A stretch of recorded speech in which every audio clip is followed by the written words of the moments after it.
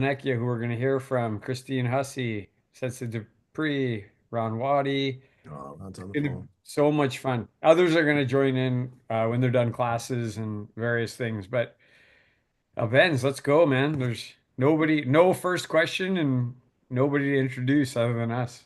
I love it. Good evening. Thank you, Sensei. Good evening, everybody, and welcome to Punch Kick Choke Chat. My name is Sean Benson. I'm one of your hosts.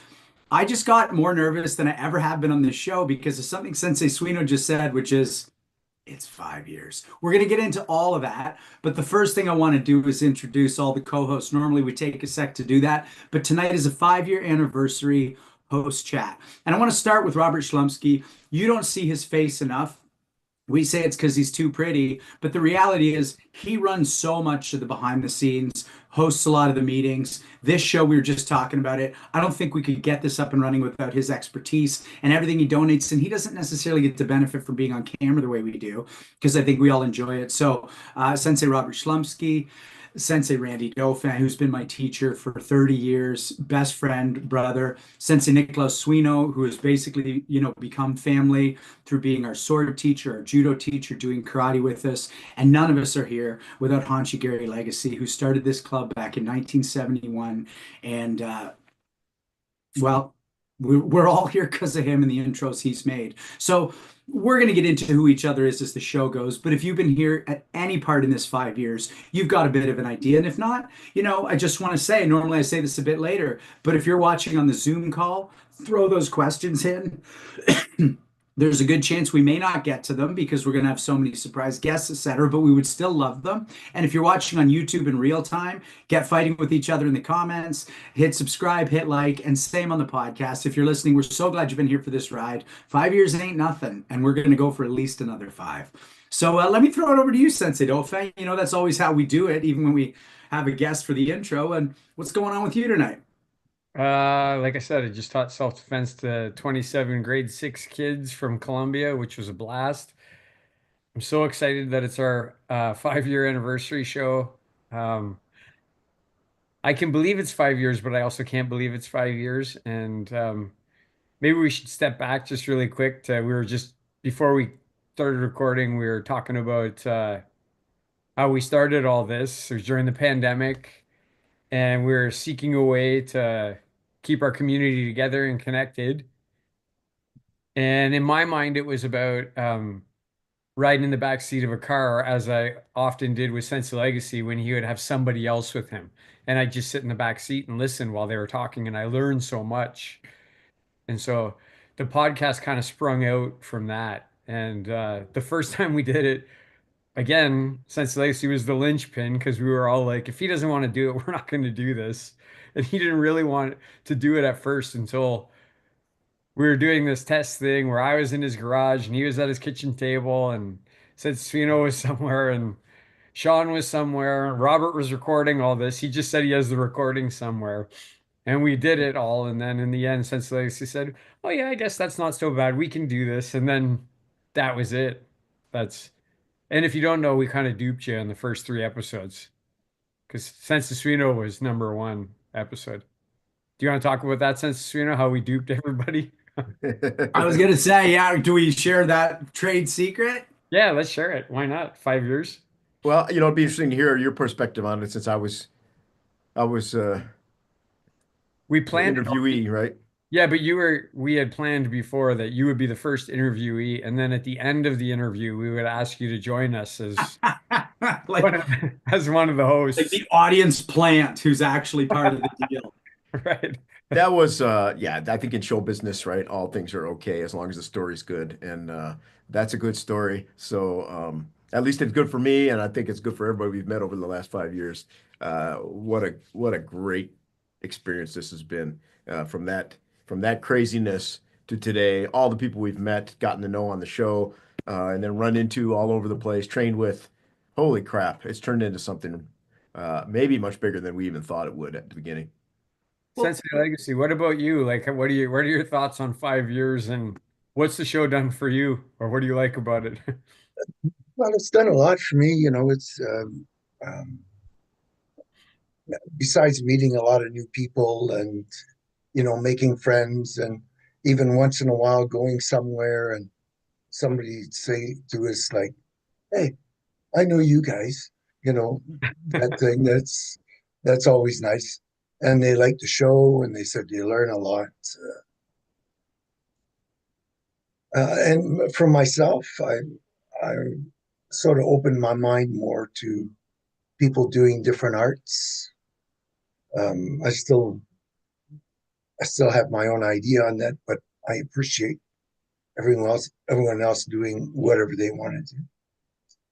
So it's I'd say it expanded my mind a little bit, made me realize more things are out there than I previously thought. We even had some of people on that were old competitors against you. And Yeah, one thing I would say is you've been able to maybe even bury the hatchet with some people and become friends with them now, through your interactions with this show and the places that's one thing I've noticed that I've been very pleased about is that all that competition from the 70s, it never makes it onto the show. Everybody's just really respectful and nice to each other when they come on here. Yeah. that's because they're not face to I just did. Sensei Suino, I wanted to ask you, being our first guest, I mean, you know you're going to be one of the hosts, but you were the first guest. It was an untested format.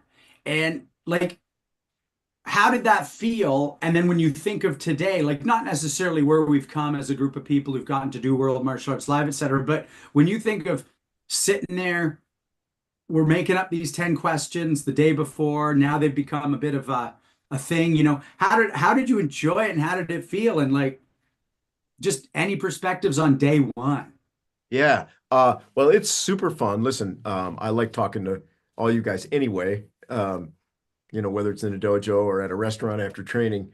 Um, uh, uh, I think we're a lot better at it now. We've had a lot of chances to talk to people, and so I think we're better interviewers. We ask better questions. I'm happy with what I did. I suppose probably go back and try to make it better, but it was a fun experience, and it was really fun knowing that that was the first of what I hope to be many. I had no idea it was going to go 5 years and probably going to go.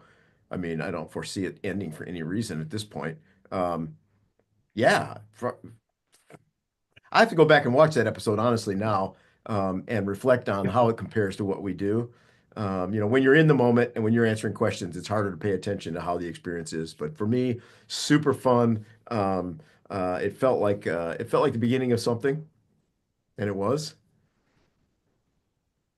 Yeah, I loved And it. same question for you. I mean, you were right there, second guess. So what was your thoughts on being interviewed, being part of the deal? Did you think it'd be anything?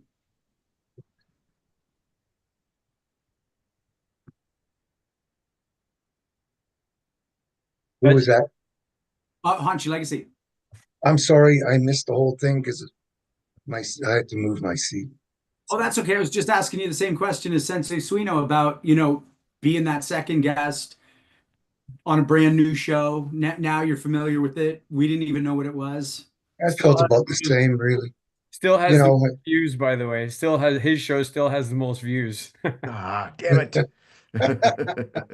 no, I felt quite comfortable right after the first one.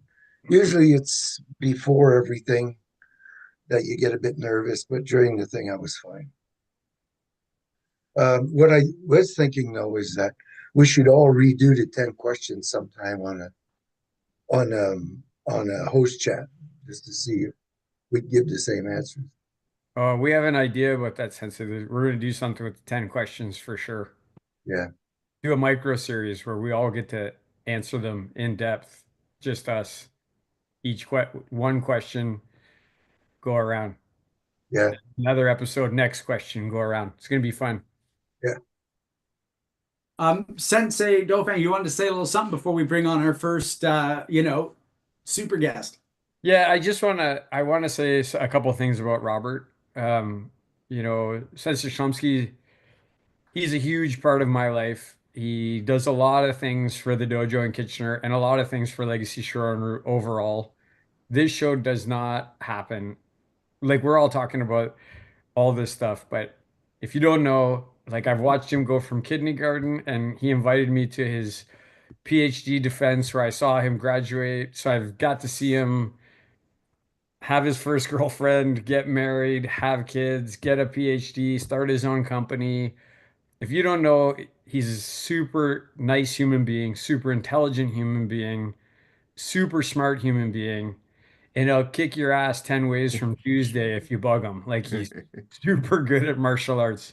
He's good, amazing at karate. He's a karate master, actually. He's a fourth degree black belt. Just got his sense legacy, just gave him his Renchi papers a little while ago, and he's doing really good in BJJ. He tapped me out the other day. He strangled me. Um, Super proud of this guy, and I'm super grateful to have him in Legacy Showrunner. I know we all feel the same. And again, this show does not happen. You don't see him enough, and he doesn't get enough light shined on him. He's as big a part of this as everybody. He's the guy in the background. He's the Wizard of Oz. He's making it all happen from behind the curtain. So, Robbie, you want to say anything about? I think the first guest we're going to let in is Sensei Panecchia, and I think Sensei Suino will get you introduced him. But Robert, what do you want to say about your involvement in this show or this in general? Yeah, thanks for all that, Sensei. I mean, yeah, it's been a real pleasure to see this journey through to this point. It's happy to see where it's going to go in the next 5 years, as you said. Um, yeah, I think, when we started, like you said, doing the test call in Haji's garage and trying to get things started, I kind of thought like, oh, we'll see how long COVID lasts. Maybe it'll go for a year. We'll kind of bring the martial arts community together for a bit, do a few episodes, and then see what happens. And oh, okay, we're going on year 2, and it's really, blown up in a way that I wouldn't have expected and opened up a lot of doors for everyone. I'm really happy that, especially for you, Sensei, and the 4 people I see on the call, that it's really opened up a lot of doors for, recognition, seminars, opportunities, Sensei, for you getting to meet, some of your heroes, including Johnny Terrio and things like that. That's something that I believe would have, maybe not happened as easily without this show. So I'm really happy that's, done a few things like that. And yeah, it's been amazing, an amazing ride so far. Thank you, Do you Robert. wish you're on, excuse me. Do you wish you're on camera more? Are you chomping at the bit some nights? Yeah, not as much, I'm pretty, I'm in the background most of the time, and I'm pretty happy with that. Although I do a few thoughts now and again that I'm happy to share, and I've enjoyed the handful of micros and shorts and things like that we've recorded, which definitely will be looking to do a few more of those moving forward. And yeah, most nights I'm pretty happy just in the background listening. Right on. Riding in the back seat. Yeah, Right in the I back get seat, baby. I get as much from the show as anybody just listening, so I'm happy with that. Right on. Well, let's bring on Sensei Panaki and Sensei Suino. You can do a little reminder for the audience, people who don't know him, and we'll see what he's got to say. Absolutely, absolutely. Listen, Sensei Al Panacchia, Big Al, absolute wonderful friend of the show. He's a super fan. He's been with us almost since the first episode. Has barely missed any. Frequent visitor to my club, JMac. Long time, world class judo kata competitor. Good friend of someone who does come to our club regularly and teaches, Francis Glaze Sensei, also who has been a guest on this show. One of the most knowledgeable judo guys I know. And I bet if you wanted to know some good places to go get a Coney dog in Detroit, he'd be able to give you some advice on that too. How's it going, Big Al? Hey, Sensei Panacchia, welcome, welcome. And how are you doing? We're doing, my throat sounds a little funny, but doing okay for a Thursday night. And I always look forward to the show. And I think I'd like to say congratulations, but also thank you, because I benefit from the different guests that come on, and I can go all over the place and never leave my room here. and that's really, really wonderful. I was surprised or kind of happy to see how many people on the show started off with judo, or they started at a YMCA, which, I have a long contact with the YMCA since I was a kid. I learned some things about a couple of people that I know, like Heiko Rommelman was on, and I've known Heiko for 25 years, and a couple of the questions that came out gave me information I did not know about Heiko. but then I also really enjoyed, Wally Slokey, uh, Bill Wallace. I wish I could kick like him, but I can't. And the original Iceman. I remember watching him on Saturdays, I think in the afternoon, a couple of his fights. And I just like the mixture of all the different people that come on. Some people are maybe involved with what I do, uh, but there's other ones that I know nothing about. And to find out how the different organizations work together or develop their people, it's just very, very interesting. Big Al, I've seen your face on some group photos at various dojos around the area of late. What are you doing? What are you doing to keep active in the judo scene in the last, Well, last few a lot of months? times I help Frances Hmm. when she does clinics, and she's doing a lot of the clinics right up here, 15 minutes from my house. Uh, so that's what I mainly do, and most everything is therapy. Uh, I got my right knee replaced, so I'm working on that. I need to get the left one done too, but my wife says not till next year because she can't put up with what we just went through.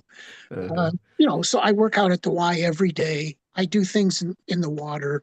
I'm really great in the water. And then when you get on land, it's a different story. But, I do, the solo practice or whatever, the Renshu stuff. And, I pay attention to. I'm at a couple of different Zoom meetings and I read a lot. Yeah, fair enough. Fair enough. So you already gave us some insight. You learned some things about some PKCC guests. Um, uh, any other comments about how PKCC has affected your life, or if I may be so bold, maybe has affected the martial arts in the last 5 years? I think I've just learned more, and I've learned more about different arts. And there's not just Shotokan, there's just not Shorin-ryu, and that's cool. And then you have the Aikido guys on. Then you have the Filipino people that come on occasionally. And I mean, I have a big love for Filipino arts. I've trained with Dan Inosano, Remy Prezes, and some different people.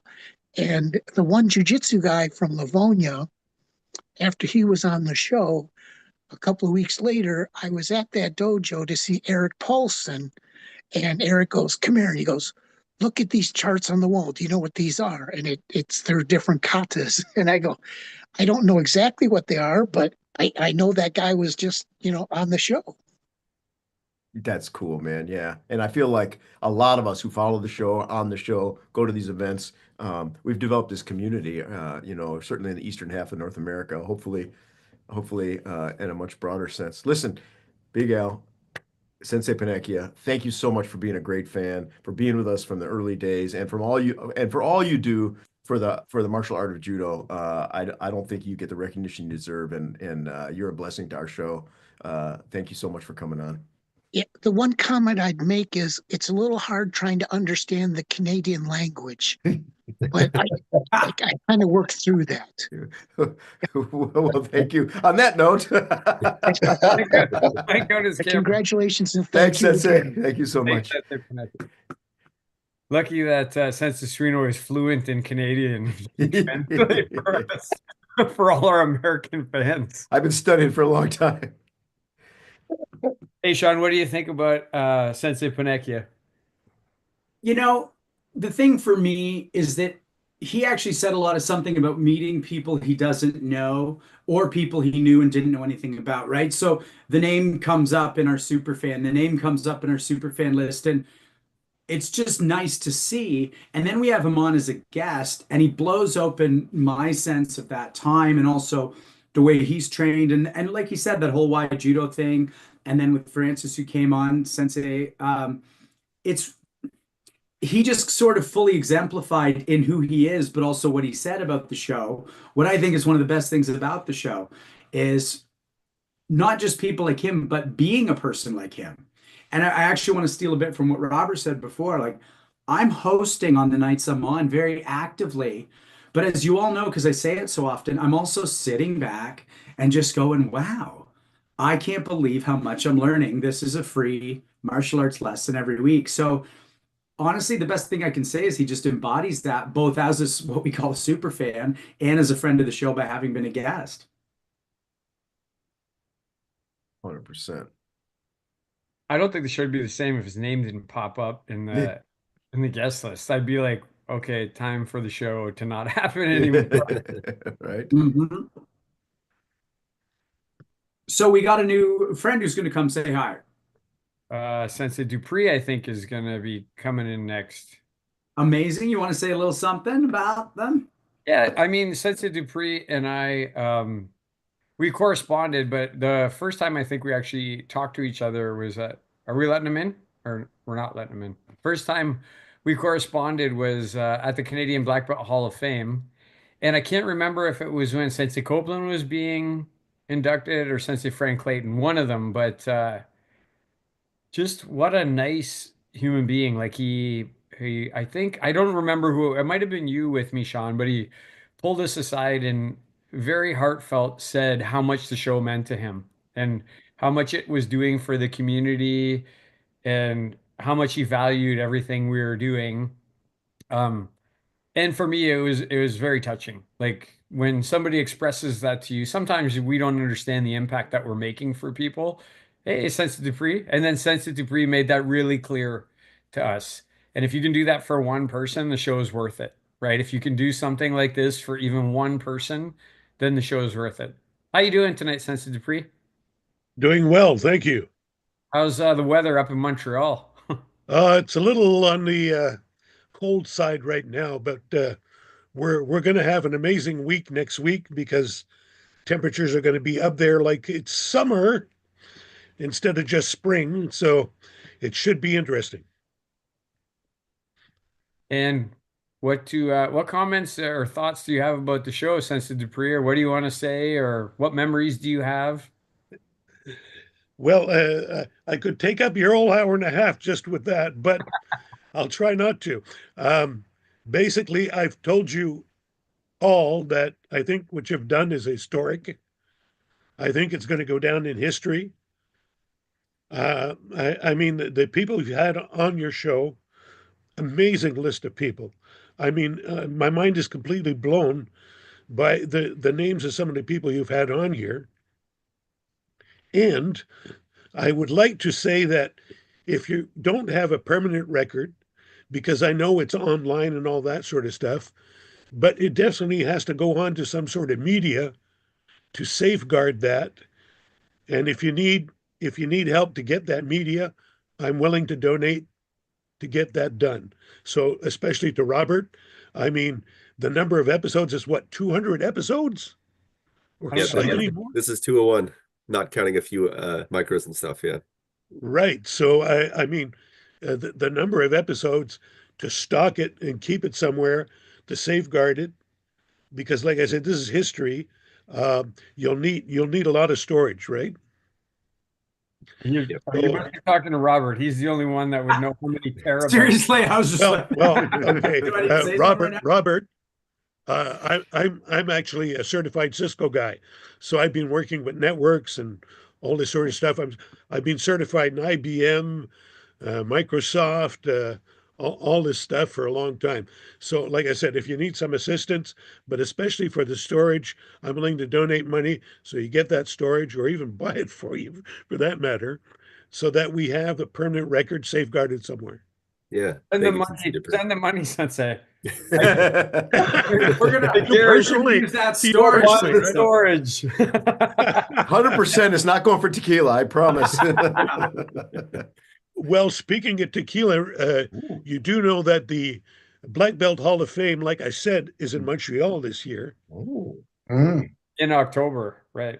That's right. It's October. It's a month early, but that was because to set up and have it in Montreal and all that sort of thing, they had to play with the dates a bit. But like I said, let's arrange to go at supper and some drinks or something, uh, maybe Friday evening. That would be All good. right. Hachi Legacy, I have all the info for you already.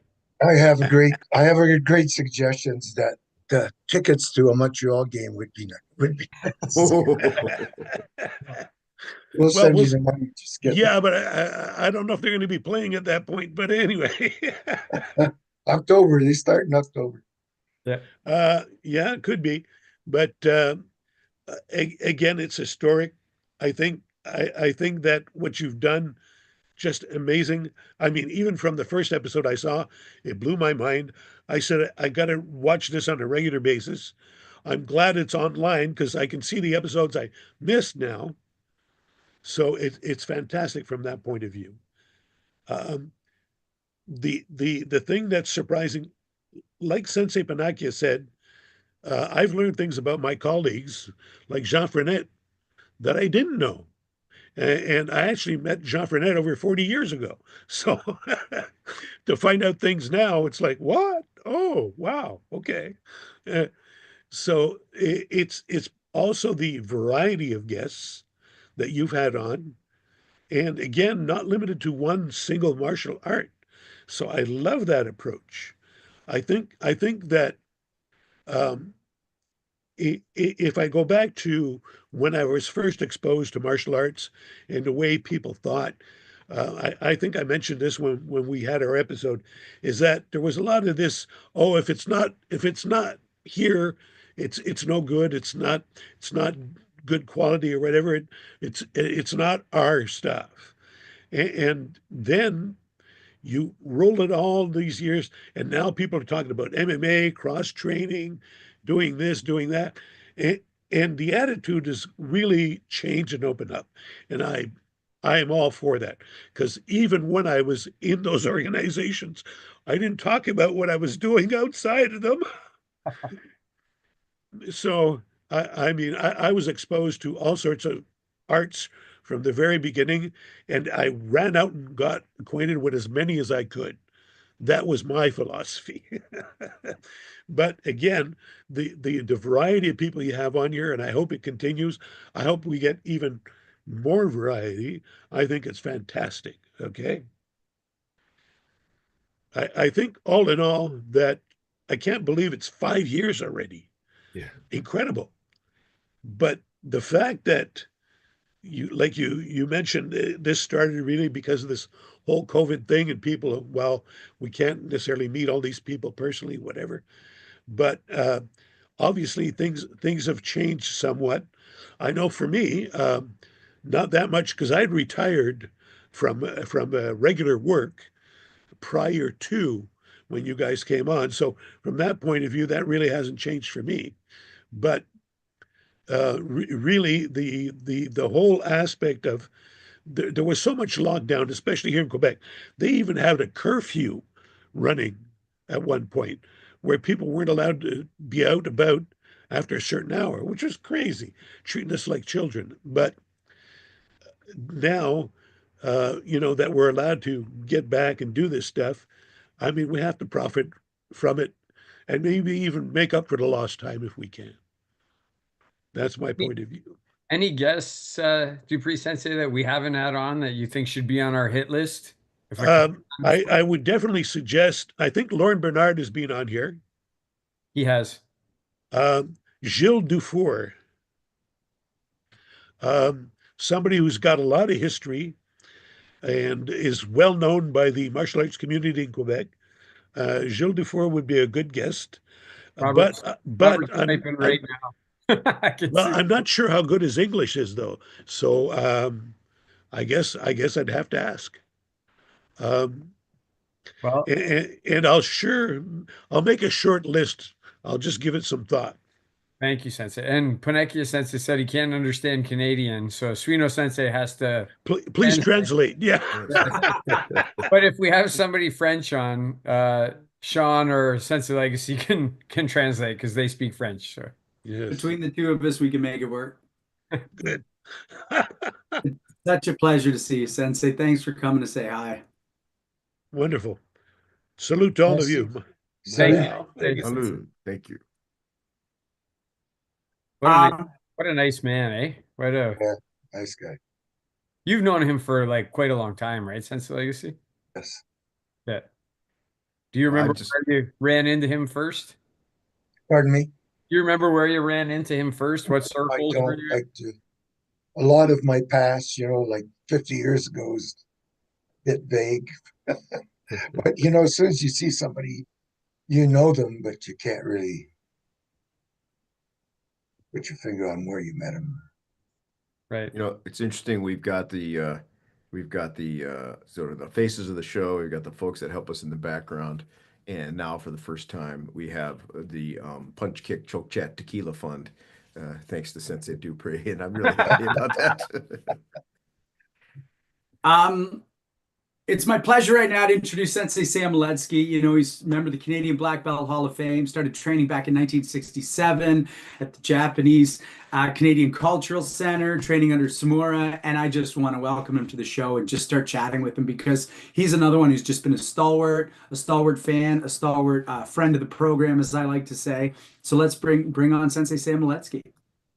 He's been everywhere and done everything. And the other cool thing I like about Sensei Miletsky is he's what Sensei Legacy would define as a rounder. He's been around, right? Like he's been around, he's done that. Here And it he's got the best comes. mean game in town. He does. Yeah. Yeah, he sends the funniest stuff on the internet.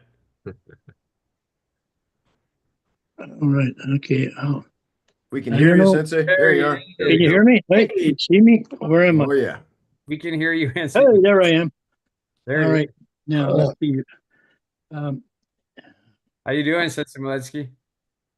Anybody I can.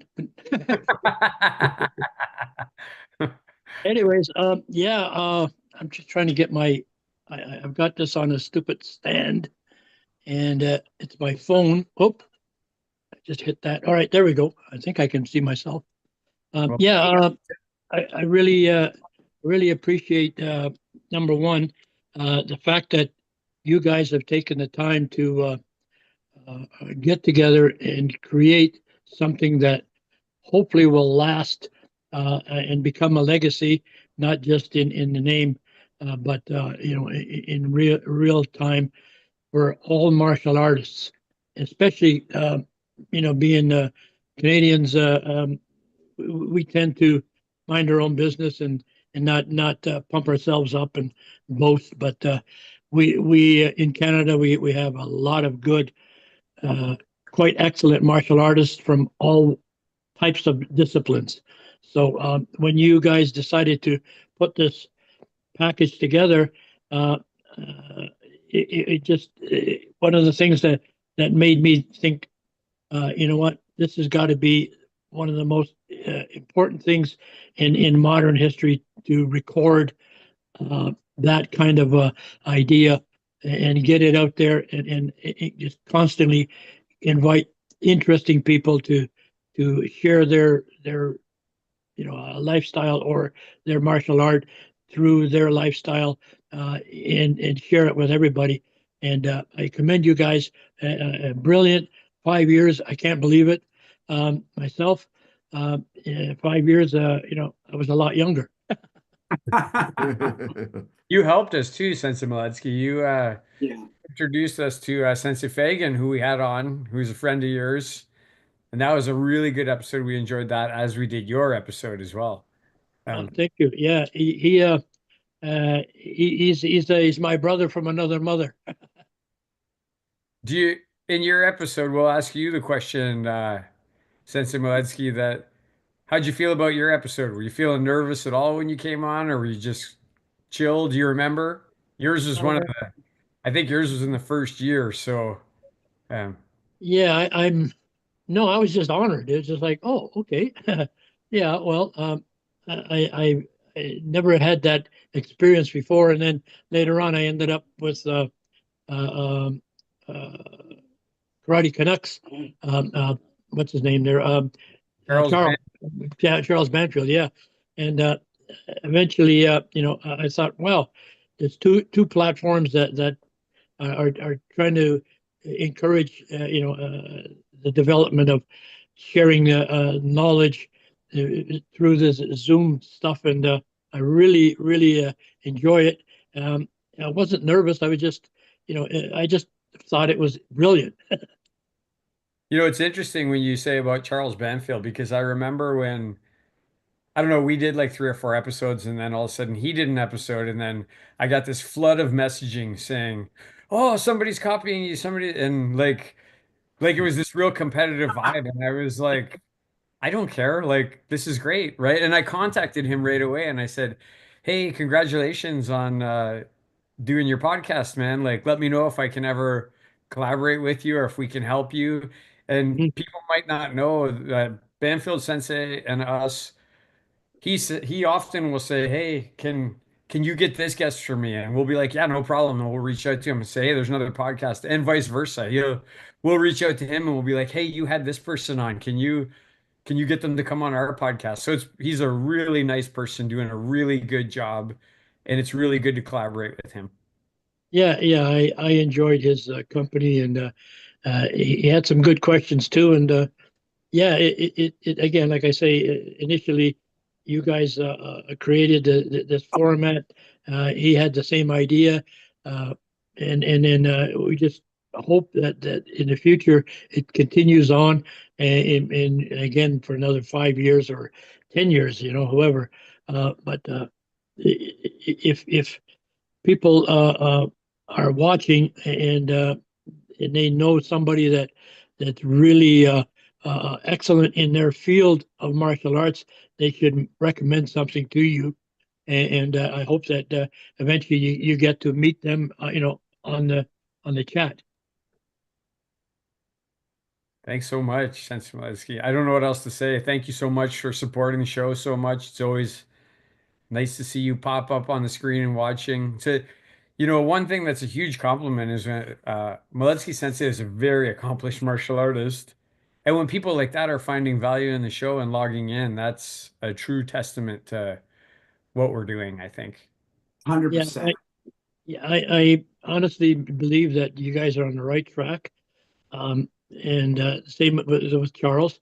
And you need to honestly, you need to keep it up and diversify more. Even globally, if you can get more people around the globe. And since Isuino's been in Japan, you guys have been in Japan. And maybe some Japanese guys that speak. Uh, Reasonably good English, and then they get their viewpoints and how their development, of their martial art affected North America in general. Agreed. Thanks, Perfect. Sensei. Thanks for helping us in those early episodes. Oh yeah, it's my pleasure again, and keep up the good work, guys. I appreciate, and I keep listening to you guys. So whenever if I'm not teaching, then then I'll make sure I'm always trying to get I'll listen to your podcast, whether it's directly live or on YouTube. But I try not to miss any. Wonderful. Appreciate that. Thank you so much, Sensei. Thank you. Really appreciate you. You're welcome, and yeah, keep it up, guys. Keep it up. Thank you so much. Thank you. I think now it's time to read a little something from Sensei Caesar Bukowski that he sent us. And he was one of our early guests, and he's introduced us to so many people. And if you know Canadian martial arts, you know who he is.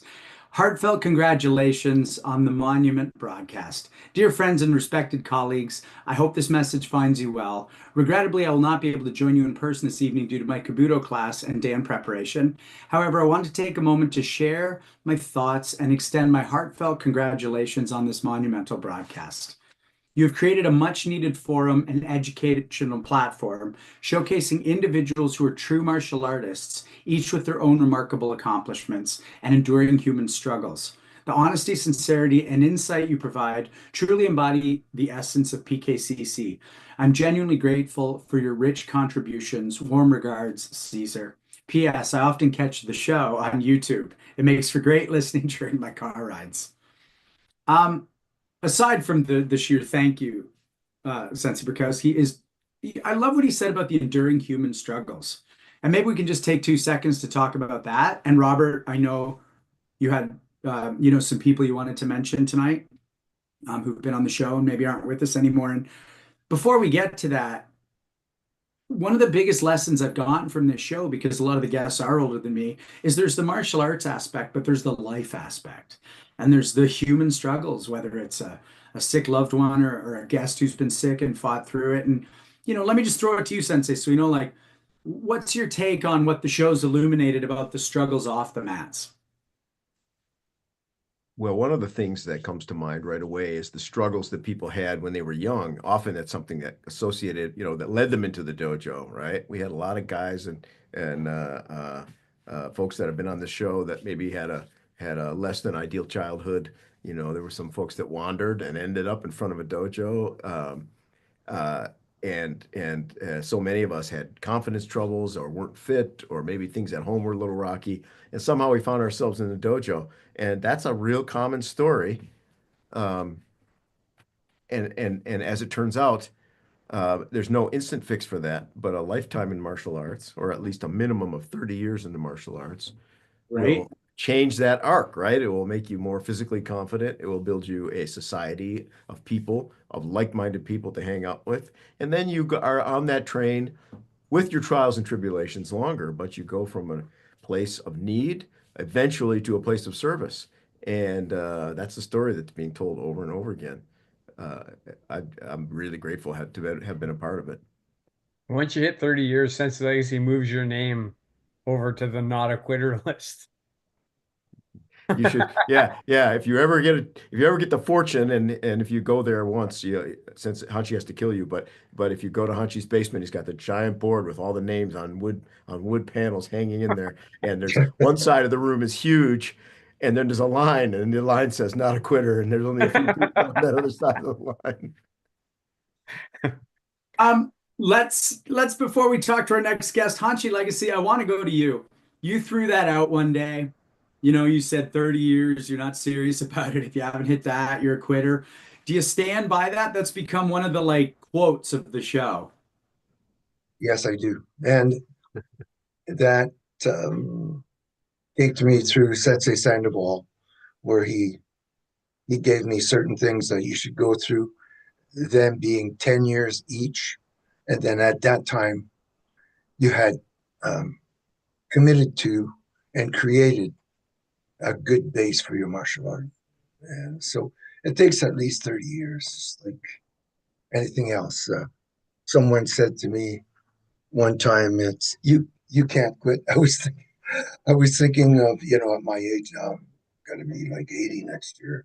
And I was thinking to myself, maybe I should just be quiet now. But they said to me, you can't quit. It's a little bit like being a priest. You can never quit what you believe in. So that's Actually, we'll be at your house. We'll be at your house with a respirator and a defibrillator, dragging you back on the show. hopefully I won't need it. But uh, you know, So yes, 30 years if you don't make how old are you through now, Robert? 33? I'll be 33 later this year. Yep. Yeah, so you got 2.5 more years to go, mister, and then you're not a quitter. yeah, yeah. That's fair though. Wouldn't you say people who just go for 5 years, 10 years, It's funny you say that, since Lacey. I remember since Sandoval because oddly, I was in the back seat of a car or sitting at the kitchen table, like when you were talking, and I remember him saying you take your karate for 10 years, and then you take your crane for 10 years, and then you train them both for 10 years, and then you've got them blended together, and then you're not a quitter, you're a master of that stuff. I remember you and him that's talking. exactly right. Yes. Yeah, I just didn't want to elaborate too much on it, but that is exactly. it's important. He's an enigma in martial arts, and maybe the greatest enigma that's ever existed. He appears and disappears, and he leaves such a huge impact every time he shows up anywhere. He just changes the face. He shows up, changes the face of everything, and then disappears again. Like it's Power. That's why I chased after him all over North America just to keep in touch. Yeah. Um, Sensei Dolphin, I know you just chipped in on that, but when I did say the 30-year thing, you were emphatically nodding. Aside from those views from Hanshi Sandoval and Sensei Legacy, do you have any of your own? There's just levels to this, Sean. There's levels to this game, right? And you train for a long time. And, to be a 53-year-old person and still be able to get in there and mix it up at a very high level, it's not because I'm necessarily more athletic, stronger, or faster anymore. It's just because I've been taught well, I've trained hard, and I've continued to be taught well, and I've continued to train hard. Um, it's, I don't know, I think since Legacy said this to me, it's really hard to beat experience, right? It's really hard to overcome something when somebody knows it's so much better than you. It's like a book you've read over and over and over and over again, and then somebody tries to trip you up with like chapter 3, page 2, the fourth paragraph, and you're like, I got that, man. Like I've read this Yeah. book more than you. I know what paragraph you're talking about here. Well, the other thing, you just said something really interesting, to be taught well. And, I think a lot of that goes to what I wouldn't give to be back in a 1993 class with you, Hachi Legacy, because you said things I didn't know how to hear. And, time's real and those aren't recorded classes. And so with experience comes the ability not just to be taught well, but you always say the Sensei Dauphin, I throw a bucket of water on everybody equally. It's up to them how wet they get. And the more time in, the more capable of being soaked by the info I think we become. Our next guest who's going to come say hello is Sensei Doug Knispel, and I think Hanshi Legacy might say a word or two about him. That'd be great. Yeah, Doug comes from a line of true martial artists. His sensei and I were really good friends. We competed against each other. Um, and I believe that I didn't notice everybody in his sensei's class, but I know that Doug was there for quite a long time.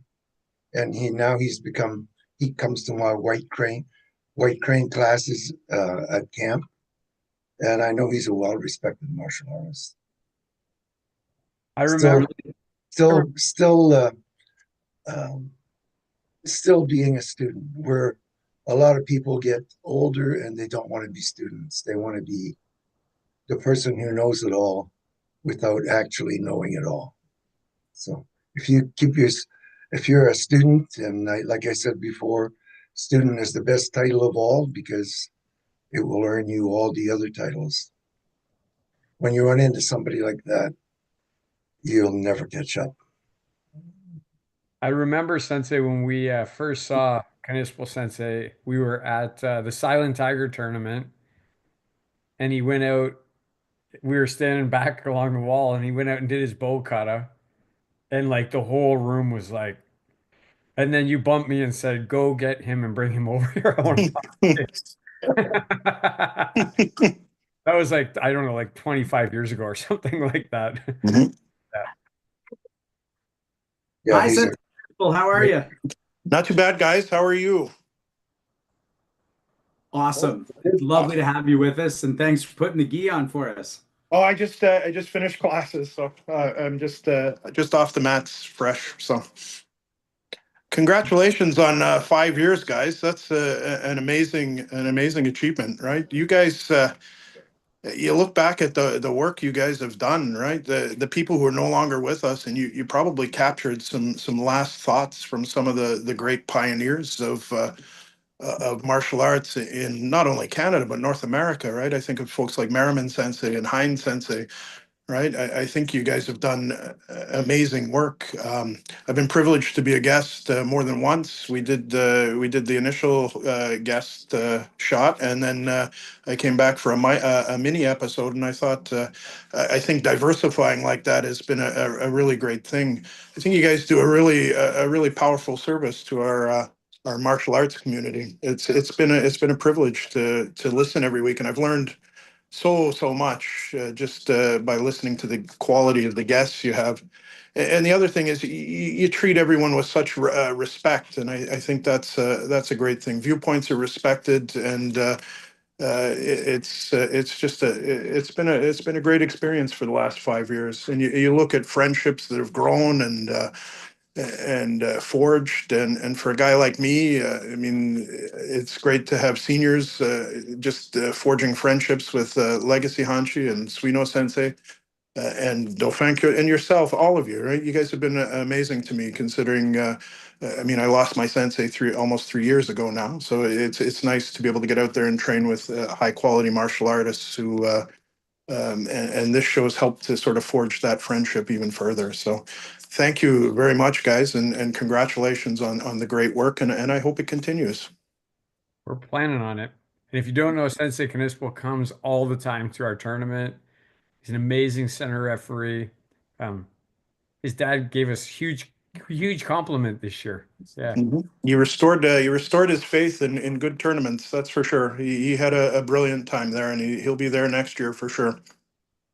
We got to get you guys down to Sensei Copeland's tournament because I think you'd like that one too. Working on it. Working on it. Yeah, I'm negotiating with my boss, so we're good. Oh, I know your boss, and she's Exactly. lovely. Yeah. So keep her happy. Yes. Yeah. Any I know you said about the guests that are no longer here, but any guests stand out for you since it Knispel? Is there anybody where it's like never knew anything about that person? I know I'm putting you on the spot. It's 200 episodes, so dredge with something for us. I think there's been lots of quality guests. Certainly, listening to the Hanshis like Borkowski Hanshi, Terian Hanshi. I mean, these are people that I've known since I was small, and to get some of their insights has been valuable. But even lesser known guests, right? I thoroughly enjoyed Suino Sensei's colleague Gatling Sensei. I enjoyed Martin Sensei last week. I mean, the sword talk is way above my head, but it's fascinating. Even George Rigo Sensei has been I think he's done amazing work on the history book, and I watch his jujitsu page now with great fascination. I think you give everyone an equal forum, and more importantly, you treat them with such respect, and I think that's been a key, right? The show has been great to showcase people who deserve being showcased, right? Thanks, Sensei.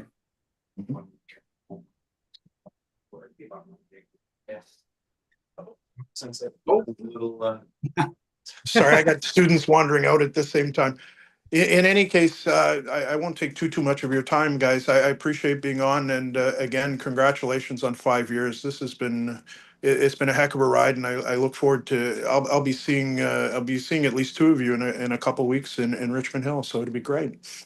That's it. Thank you so much for all your support and all the training we've done together. JMAC, LMAF, up in all the different towns up in Canada. Yeah. Can't wait to see you in the next one. Yeah, Crucible in July. I'll be there. Look forward to it. Thanks, Sensei. Thanks for coming on. Thank you, guys. Thank you so much. Thank you. Sensei Knispel brought up something that I actually want to chat about briefly, which is, he talked about the respect we treat the guests with, and that's a choice we made early on, right? Like we could probably get more viewers if we fought with people more or we created more contentious moments. Let me go to you, Sensei Dauphin. Why was that important for us, and why was that something that, you helped us make part of our ethos? I think that classical martial artists always show respect, and you need to operate from a place of respect first, right? I'll be honest, like I'm not going to say any names, but there have been certain guests that didn't align with me perfectly, and things that were said that everybody here knows me well enough, or knows I know when people say things like I look at Hanchi on the screen sometimes, and I know he's looking directly at me, and I know we're both like, oh boy, like inside, I can feel the churn, right, when some things are said, but because this is living for posterity, like, that's that's it. You want to shine people in their best light, and it's really the show's about them, right? We've gotten a lot of light shined on us, but everybody's talking about the service we're doing to the community. And Svino Sensei said this earlier, you go through strife and then you move yourself to a place of service. And I think that's what we're trying to do here. At least that's what I hope we're trying to do. And we all operate from a classical mindset and a place of respect. Love that.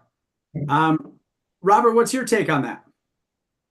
Yeah, I mean, I'll just add, I mean, the show started in a, you know, time that was hard for martial arts, that we're not being able to train together. So I think that kind of bore into that spirit as well of trying to bring everyone together, trying to, you know, unify different martial arts and, you know, get together through a difficult time as opposed to trying to, you know, cast shade on different martial artists. So, yeah, I mean, I will also add on a previous thought, someone talked about you never know what the show does for different people. And one of my favorite things has been on the back end to go through some of the comments that we get. And it's, you know, every couple of weeks or so, we'll get a really good comment that'll say, hey, I remember training this person in the 70s and this and that. And here's a little anecdote or story from the dojo. And this show really brought up a lot of memories. And thanks so much for doing that. And it's things like that that I think, at least for me, keep it going.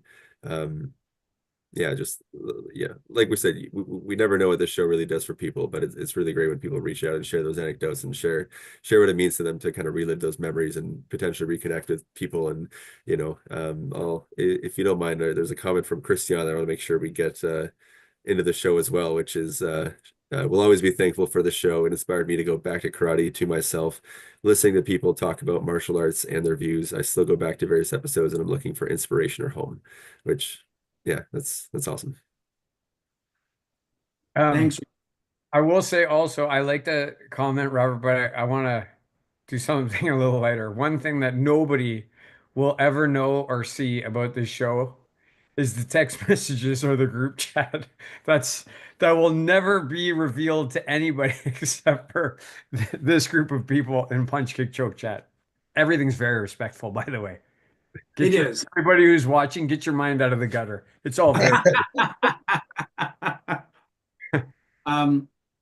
Yeah, I just want to add the same thing. I mean, you know, it's so easy to get people watching a car crash, but it's a lot harder to get people caring about something that's good and something that is just, let's, you know, I always say this in our intro, you know, this is a historical record. You're part of our living history. And I'm not sure where the benefit is to fighting with someone's perspective, because like Sensei Ofen said, you can agree or disagree, and I actually think letting it stand, whether we agree or not, I don't mean that we don't have a discussion, it does a lot more, because there might be a turn of the wheel in martial arts where that ends up being a more valid opinion and we didn't shut it down, we let it stand. I'm personally very proud of that. Knowing how showbiz works, I know that, you know, if you say there's a fight behind the scenes, more people will tune in, but I love that we didn't take the low-hanging fruit on that. Sensei Dauphin, do you want to talk about the people who've passed? Or should we have Robert read the list of names and then we can, you know, just say a little something?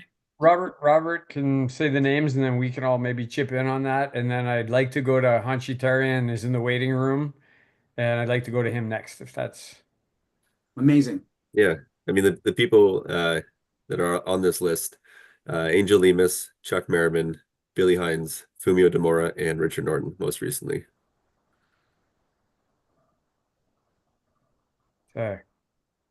Well, some of them are very shocking. For me, Sensei Lemus, that just came out of the blue. Like it was like out of nowhere that he passed away. And I would say the same thing about I wasn't the only show I missed was Sensei Norton. I don't know if you guys remember, but I was watching it on an airplane. I got through about 50% of it. Before the lady came over and tapped me on the shoulder and said, "You have to turn your phone off, sir. You're not allowed to have that on on the plane." But it was a lovely show. Those people are legends too. Demora Sensei and Billy Hine for me, and Merriman Sensei. Like, I don't know what to say. Like those Sensei, what do you want to say about them? Like, obviously, Hanchi Bill Hine is very special Oh, to you. yeah, he was a mentor of mine. He was the Benny Allen Sr. when I was training there, and he always made sure he put me through a rough, good class. He would always call out my name. Everybody would just, it was like the parting of the Red Sea. And all I could see was him at the end going, I mean, he gave me a rough ride, but I think. You know, Demora Sensei, the cool thing with him, Sensei, see, I remember was he was the technical advisor on Shogun when you and I were out at BC camp. And I sent this student Ton a message. I said, "Hey, we're in town. Does Sensei Demora need anything? Does he want a coffee or anything?"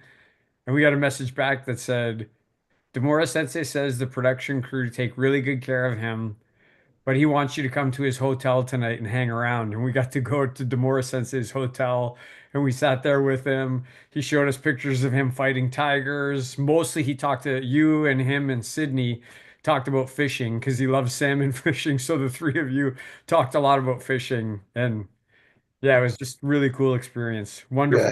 he said he only had an hour.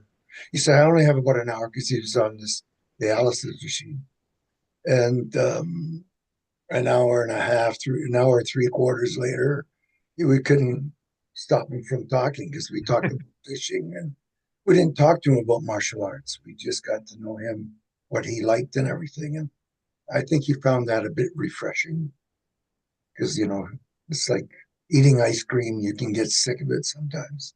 Right. Finally, his student said, Sensei, I think we better go. He had sort of had to pull him away from us, saying what a great guy he was. Yeah. Benz, how about you? That list of names, what stands out for you? Honestly, Richard Norton, I know you weren't there for that show, but I really connected with him through the Machado connection. And I really felt like I was going to meet that guy and train with him one day. And he's got that film stuff, young, vibrant. I know the day it was posted, we were sending around to one another like, what?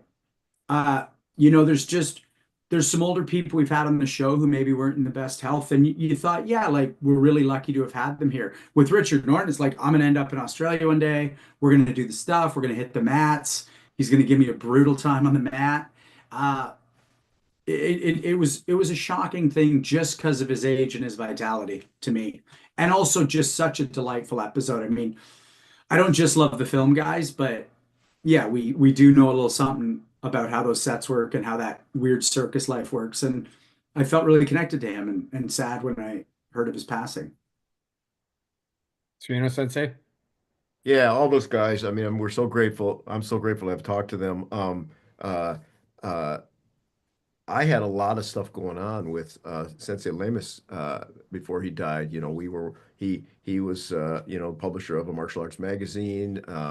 Our other podcast, our other PKCC guest, Sensei Robert Wolf, had written a profile of me that Sensei Lemus had already approved for publication in that magazine. We were working on covers. We were working on a story about Hanshi Legacy to go in that magazine. We had talked about a bunch of editorial stuff and the direction of the magazine and whether I wanted to contribute other things. He had agreed to feature some of the JMAC stuff and my books in there.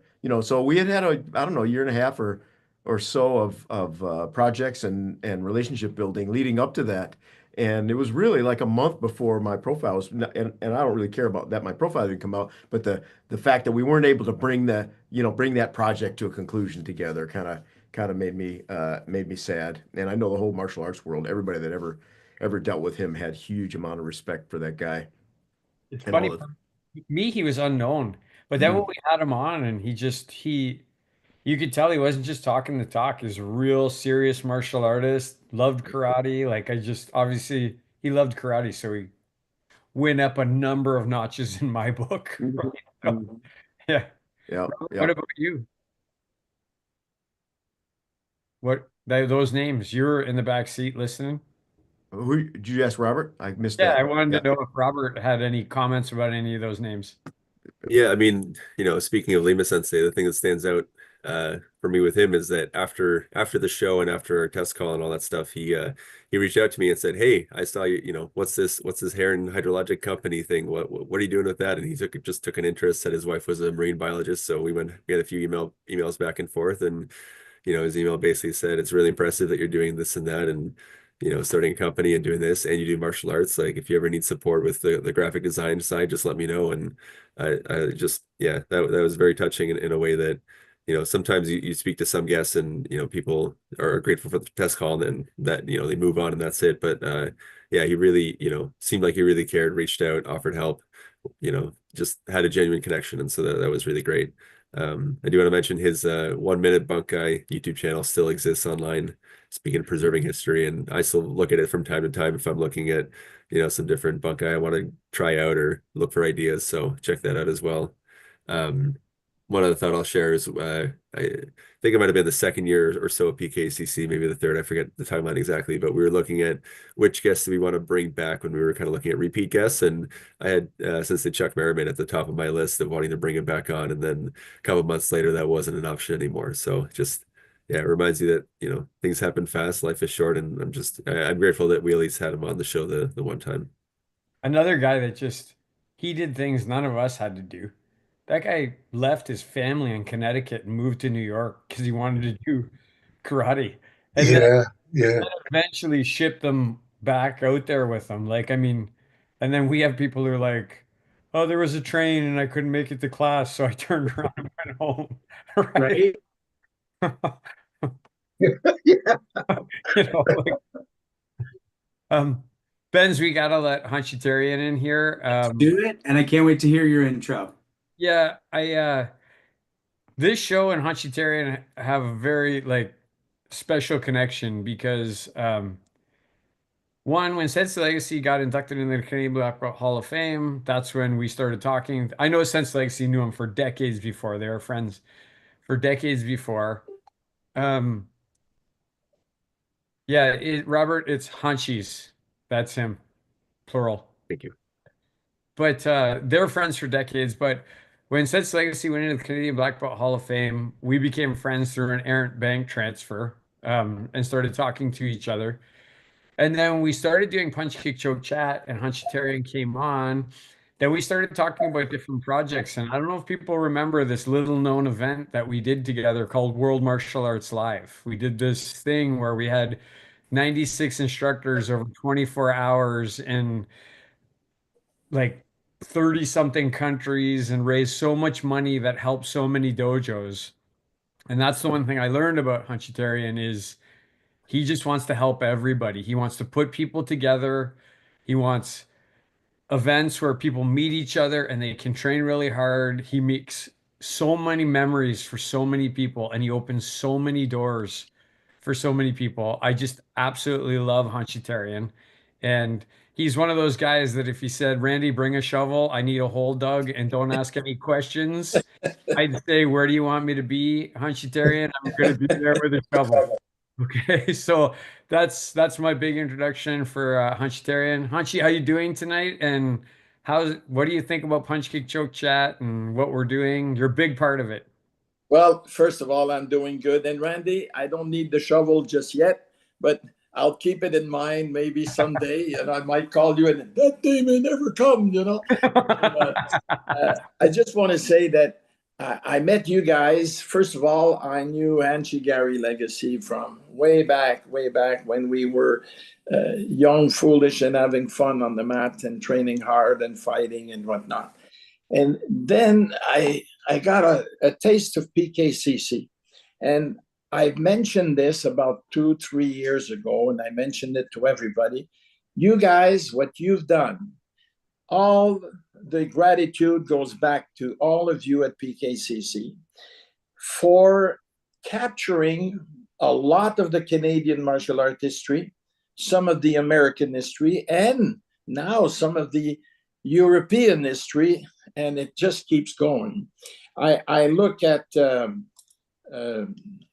I'm at the category of age now that I don't know how long I'm going to be around, but whatever you guys have got in 25 years from now, most of your guests on PKCC are going to be gone, either senile, too old to remember, or whatever, but you will have the catalog. Imagine that. Now, I look at the Beatles catalog, Michael Jackson's catalog, and all those guys worth a fortune. This is going to be worth zero financially, but for the history, it's going to be worth billions of dollars if you had to put a tag on it, because it's what millions of people have been doing. I go places now and people ask me, do you know such and such a person? Well, being around for a long time, the older that person they're talking about, I know them. The new generation, you don't. You know, you're 2 generations away from our lives, people will remember us. After that, they don't. My car is gone. My house, somebody else lives in it. My gi is, I don't know, maybe somewhere on a wall or in a garbage can. I don't know. But what I've left behind with so many people will keep on going. You know, World Kubudo was created for all styles to come together and share. So you take, you give, and you share with the world. And last weekend, we were in Lévis, Quebec. And you guys were there. You saw that it was packed and it was good. Something happened. There's always a few things different that happen. A little boy on Sunday, when we were all said and done, he had to be 6 years old, yellow belt. He ended up on my mat on Saturday when I was teaching. I didn't say anything. I left him there. I think he was training with his dad or something. But he came to me on Sunday to say goodbye, gave me a high five, gave me a hug. And his words were, Angie, thank you for sharing your techniques with me. 6 years old. And he came to me, it was, I had a great big smile and I said, thank you. And I look at his dad and I said, wow, you know. So that's what you guys are creating. You're creating the memories. You're creating the history. And we've had on the shows so many world champions, Canadian champions, superstars, some senior instructors that I would pay whatever amount of money to learn from them because they have things in history and whatnot to share to bring people around, you know. So when you put all the instructors of different martial arts styles, of different everything, and you put them under the same roof, everybody has a smile. And the common denomination is a gi and a belt, no matter what the color of the belt is. But we get there. Everybody has a super good time.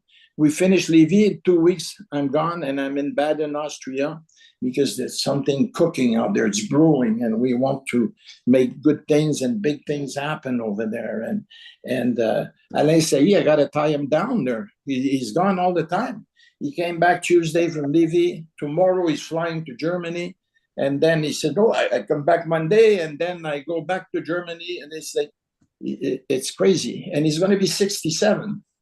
So I said, I'm 76. I can't do that as much as you do now. So take advantage of it. But PKCC was the vehicle, without you guys knowing it, that drives me. Because I don't see and I don't watch all the shows. But when I do my training, I get an episode, I get a little bit, or I hear it from somebody else. And honestly, if I want to know anything about anybody, you can Google or you can go to PKCC. It's even better, you know. So you guys, man, A+ for all you do. Hanchi, you know, the one thing, if people don't realize it, so the Iceman, Johnny Terrio coming on, Hanchi Terrian helped with that.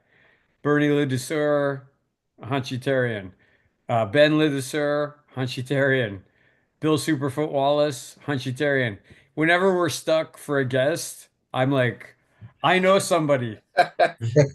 And so then I call Hanchi Terrian's phone, and the Beatles song Help rings out on his cell phone. And he Yeah, answers and says, no problem, Randy. I'll get 7 people for you for the next 7 episodes. yeah. And I'm fortunate to know them. You know, last weekend, again, I go back to Lévis. There's a guy in the Maritimes. I'm not going to mention his name because he listens on some of your shows, but he had a tough year and a half.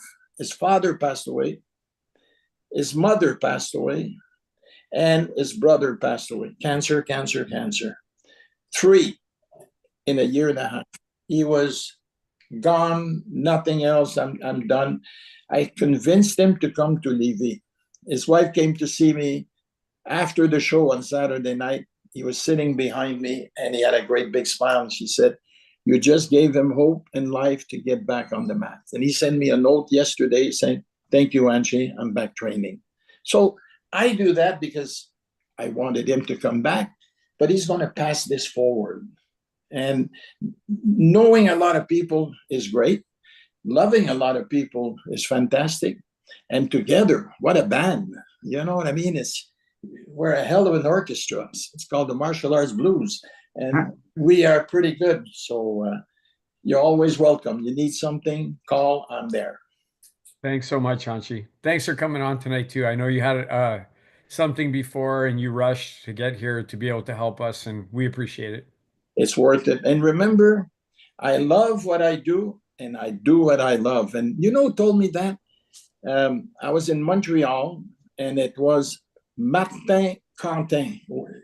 He's your generation, world kickboxing champion. Great guy. And he said, I love what I do, and I do what I love. My God, isn't that a great statement? That's who we are. That's what we do. You know, we go to a martial arts school, we pay to get there. We pay to train, we pay rent, we do sweat equity. It's not about the money. It's about what we learn, what we do, what we give. So, yeah, but I'm always going to be there for anyone that's honest and sincere. Don't have to be a world champion. You don't have to be a senior instructor. You know, in my lifetime, my school opened up on April 1st, 1968. I look at all the blessings it brought me. I was incredibly blessed. World champion, you start with Jean-Yves Thériault, then Norm Beauchamp, Jiu-Jitsu, and there was Canadian champion, and Ben Ladouceur, world champion. Then you go to karate tournament that we won. It's big. But then I look at my senior instructors, Norm Beauchamp, Jean-Yves Thériault, Bernie Ladouceur, wow, Ben Ladouceur, Bobby Ladouceur, Alain de la Rosa, Eli, you know, Carol Beauchamp, Dan Gasser. They're still there. They've got so many gallons of sweat equity every year that they leave on the mats, and they still do it with a smile. So when you've got all of those, it's like I've won the lottery of the martial arts with those people. You know, I'm so grateful and proud to have those people, consider them students, friends, senior, and they do a lot of things that they do is so much better than I do now. And I remind them, you know, I say, when I was your age, I was so much better than you. Bye-bye, and I leave. Because it's not true. They are better than I was. So you guys you're worth every episode that you did. You know, there's half a dozen, if not a dozen episodes that you did not want to be there. You just said, I'm not doing this. I'm going to watch the Montreal Canadiens play hockey tonight. But you still do the show. You know, you tape maybe the game. And speaking of the Montreal Canadian Anchi legacy, you're going to have a hell of a team to cheer for next year. And in 2 years, I think the cup might be back to Montreal. Couple of years. Yes, yes. I remember when in the heyday when Jean-Yves Thériault was fighting a lot in Montreal. He was a superstar. There was him and Guy Lafleur owned the city. Imagine that, Guy Lafleur and Jean-Yves Thériault. And the two tough guys were John Cordick and Chris Nyland from Montreal. Now, you talk about tough guys, they were tough guys. Jean-Yves would go see them practice, and the Journal de Montréal, the Bible for the Montreal Canadian hockey team, took a photo with the punch on one side, with Cordick, Nyland on the other side like this of Jean-Yves. And Jean-Yves is smiling.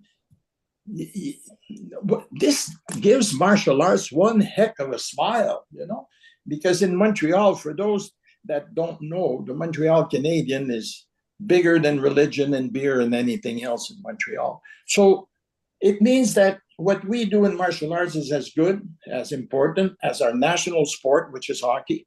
And now we have the Leafs in there, we have the Jets in there from Winnipeg, and we still have Edmonton.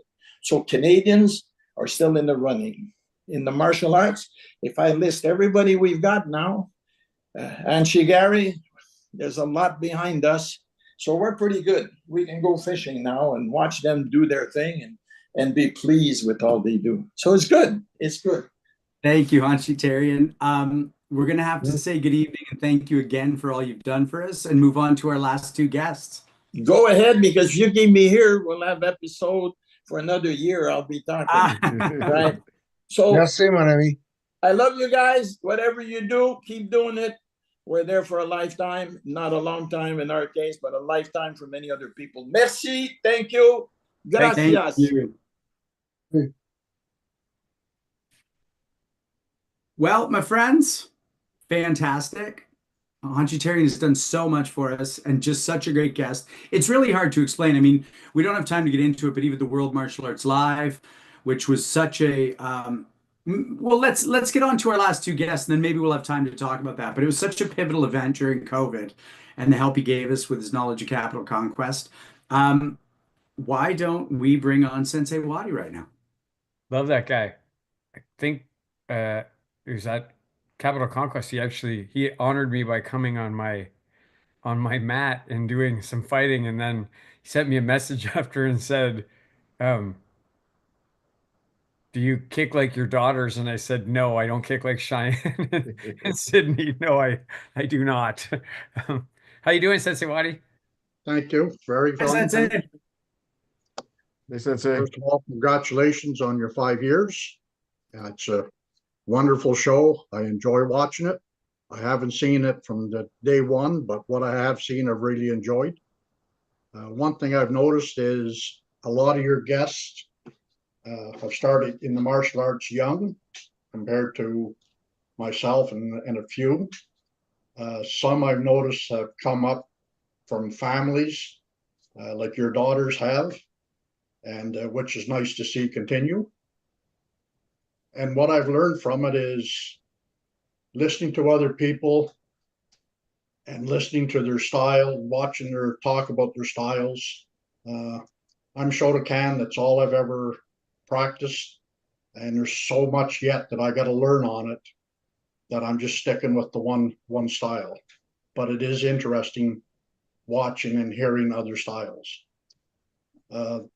Couple of questions I had for you is the one you sort of already answered. I was wondering who started this idea of the podcast, but I understand it was in the vehicle when you're traveling. The other thing is, from the time you brought it up, how long did it take before you had your first podcast on the air? That's an interesting question, Sensei Wadi, because I remember we said, okay, we'll get this organized and maybe next month we'll do it. And Srino Sensei is a guy who we have a friend, or he has a good friend. He's a friend of mine too. And his comment is always speed of implementation. And when we said we'll do it next month, Srino Sensei said, how about we do it next week? So from the time we did the test to the time we did the first episode was about a week, I think. Great. The other thing I really like about the show, and not enough people do it, is at the end of each show, you play tribute to the people in the background that help you run the show. And there's not enough people that do that. It's the same as having a club. If you don't have your students, you don't have a club. And as you folks say every week, the people in the background is what helps you sound, video, and you acknowledge them. And I commend you on that. I think that's fantastic. And I plan to continue watching the show as long as you have it. And looking forward to running into you maybe in the November. I didn't make it in May, but hoping in November I'll see you on the mats and have a chance to do some training with you again. We'll see you for sure, Sensei. That's great, Sensei. So And good to also, see you. a big happy birthday to Karen Wadi. Your best half. Let's say that. Thank you.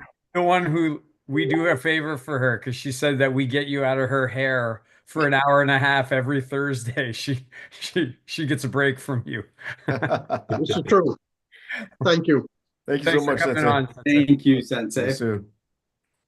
Well, this brings us to our last guest, and very appropriately, we've called him the sixth Beatle. Let's bring on Sensei Conroy Copeland. Hanshi, do you want to say a little something about him? Sure, this guy. There's a If you were gonna pick somebody to be a true martial artist, the image of a martial artist, this would be the guy. It's somebody he's a when I first seen him, he's an excellent fighter, and um, you're always going to be alert when he steps into the room, right? Uh, and the other thing I'd like to say is that the, the Copeland Martial Arts Club in Windsor is the place to be. If you need good, solid, true martial arts instruction, you go to Copeland Martial Arts. That's a top recommendation right there. And I am also a white vision of him. Yeah, before we ask Sensei Copeland questions, I'm gonna say we did this training camp and Sensei Copeland came to teach at it. And as an icebreaker, I asked all the instructors to say, if you were a superhero, which superhero would you be? And when it got to Sensei Sereno, he said, if I was a superhero, I'd be Sensei Copeland. Still true. I do, Sensei Copeland. Oh man. Thank you guys. That's amazing. Well, first of all, congratulations, because this has been such a blessing. I remember when you guys started, but before I carry on, the team that works behind PKCC is an awesome team, and I say that for a few reasons. One being the fact that they have filtered out all my awkward moments in my first episode, which is great. Thank you very much. So it looks like I was, somewhat okay, but um, this podcast, or whatever you bill it as, it's been awesome. And for me, it wasn't just the martial arts introduction to other styles so much. It was the people. Because, I mean, Hanshi Legacy and I, we've been around for a long time. We know and seen lots of different styles. But a lot of the people I wasn't aware of, some I were, but I didn't get to know them very much. And the way you guys ask questions, got them to kind of open up a little bit. To me, that was really big. I do have to say that Sereno Sensei was the one on the panel that I didn't know before. I didn't know him until PKCC. But I met this guy, and he is my superhero. And no, for real, the show was just brought so many people together. You see them on the show, then you see them out on the mat somewhere, and it's like, you've known them forever. It's just been a blessing. And I've been fortunate enough to know most of you for a while and have the utmost respect for you, and fought some of you. Still not happy about the outcome, but that's okay. Um, I'm still fighting, so I'll get you back. I'm gonna die first. You can't die The until I get you crucible's back. coming, Sensei. You'll get your shot. The crucible's coming. I hear the crucible is happening. Speaking of which, I think I'm going to be there too for the first time. But listen, I'm old now, so I don't want you guys to hurt me. I'll be mad. Two things. Yes, sir. One, nobody knows actually how old you are. And two, as the guy that has to translate from Canadian to American English, now I got to translate Canadian with a Jamaican accent into Now you're American talking. English. And it's not going to be easy. So I just want you to know what I have to put up with at the Crucible. Well, I don't want it to be easy for you. Come on now, you can do it. Fair enough. I'll rise to the occasion. Absolutely. You guys have done a bang-up job with the show, and this is your fifth year. I remember when it started, COVID was a crazy time, and you guys did this to keep everybody connected. I remember we were doing martial arts on the monitors, Kids are in their house training while you're at the dojo teaching. Sometimes all you saw was the camera. There was nobody there, but our dogs running across the screen. It was just craziness. But through all that, you guys persevered. And I try not to miss the show. I have to admit that I come on the show right after my class is over, so I always miss the first half an hour, which is so annoying sometimes. But you guys done a bang up job, really, really you have, and class act for sure. I mean, I've text Randy a couple of times, and I said, "Oh, that was a little rough," and he would admit, "Yeah, that was a little rough," but that's as far as it goes. We didn't say anything bad or whatever. We just was very respectful. But like you say, everybody's got different tastes, right? I do admit, Allegedly, it wasn't bad. Allegedly. Like I right? said, we don't share the text messages with the general. Absolutely not. But I do remember my first phone call about coming on the show, and my immediate answer was no, because I mean, I didn't think I had anything to contribute. But the show has brought a lot of things to a lot of people over a time when it was absolutely needed. And because of that, here you are 5 years later. So congratulations, keep going. You guys know Motown, right? Oh yeah. Everybody knows Motown? Oh yeah. Started around a kitchen table with just a few guys. That's how it started. And look at Motown now. So can you see PKCC as, a Motown in the making? Hmm. Yes, sir. That's the goal. There you Vision, go. baby. That's Vision. it. And That's just so that you know, and there's no misunderstanding, I love you all equally. Uh-oh. What do we got to do to rise in your in your category of book? I'll let you Wait a know. minute. I will let you know. Yeah, man. Thank you, guys. Thanks, Sensei Sensei Copeland. Thanks, Copeland, Sensei. thank you. Great to see See you. you, see you in June at the latest. All right. Hope you guys are all there. It's gonna be a fun time. We're June gonna be there. 14th. Absolutely. Appreciate it. Thank you so much. Thanks, Sensei. We're at the end, but I think what I'll do is say thank you to the crew behind the scenes. Robert Schlemsky, Justin Shea, Andrei Sadashev, Josh Kitchens, Christiana Landolt, Judy Gugliani, Stavros Stavroulias, and Emily Ruth Driscoll. Obviously, as one of our guests said tonight, this is only because of them. And then maybe we go around the horn, starting with Hanshi, and Robert will give you the last word tonight to say goodbye and just talk. Say whatever you like. Say about our 5 years, say about the time, say what you want for the next 5 years as we make our way out. Hanshi, what do you want to say?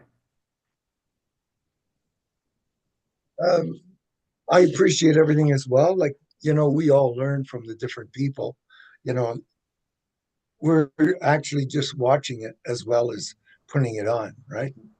So I appreciate this show for what it's worth, for the things like preserving some of the martial artists have passed on to preserve uh, their part in martial arts, because somebody has to take care of martial arts now.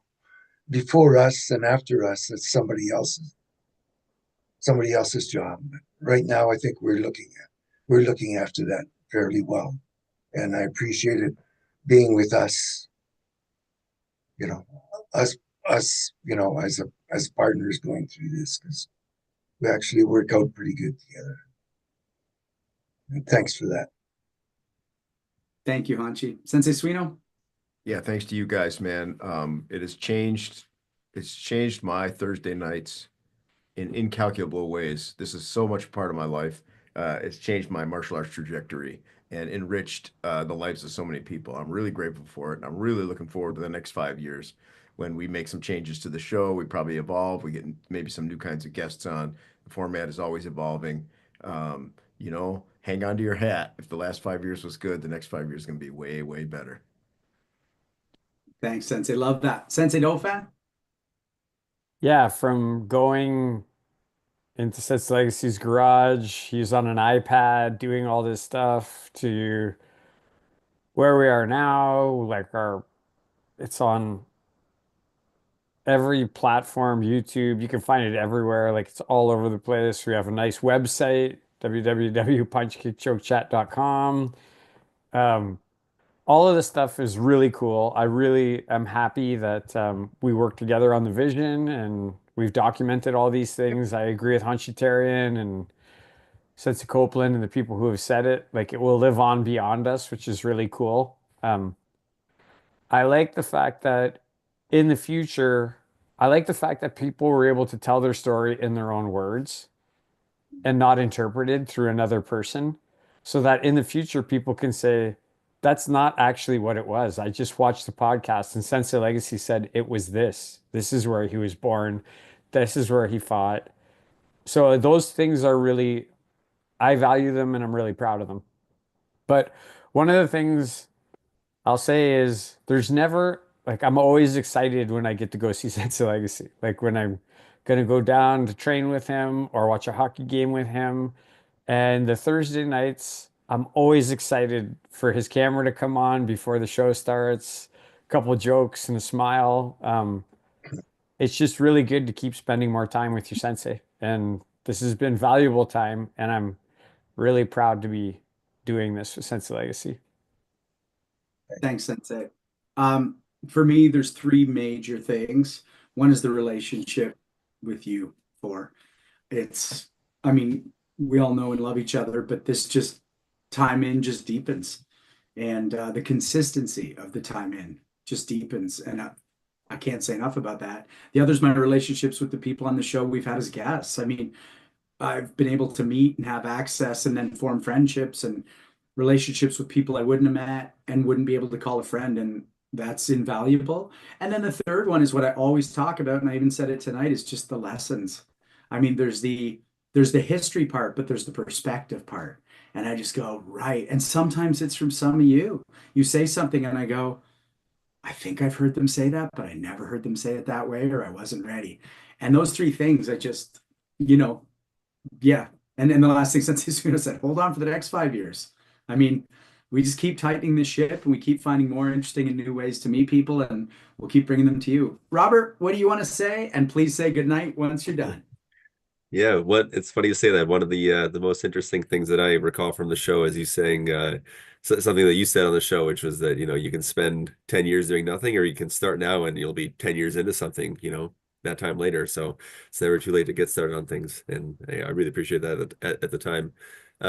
Yeah, I mean, I really appreciate the relationship that we've deepened through this, and there's been, it's been a hell of a journey. There's been a lot of alleged fun text chats in the background. It's just been really fun to run the show for almost 5 years. A lot of good memories with that. One of the reflections I have is I think the show's done a really good job of highlighting some of the martial artists that tend to stay in the shadows and just go to the dojo, do the grind, not necessarily seek or get a lot of recognition. And there's some people that we've had on that don't need any elevation, but we've had a lot on that. When we do the test, here's my insight. When we do the test call, and they say, "Oh, I don't know if you want to talk to me. I don't have that many interesting things to say. I don't think you want to talk to me. I just go to the dojo and I train." It's like, yeah, well, that's who we want to talk to, and that ends up being some of the best shows that we end up having. So I'm really proud of the work that we've done, and I'm happy that we managed to bring, especially a lot of those people onto the show when they, deserve recognition and have a lot to share, but don't necessarily feel that way or seek it themselves. So I'm really happy with what we've done, and yeah, looking forward to the next 5 years. As the founder of Ross Professional Corporation, every day I work. There's a way to go out. That's the Ross Corporation. Thanks, Ross. Our sponsor for the night. Good night.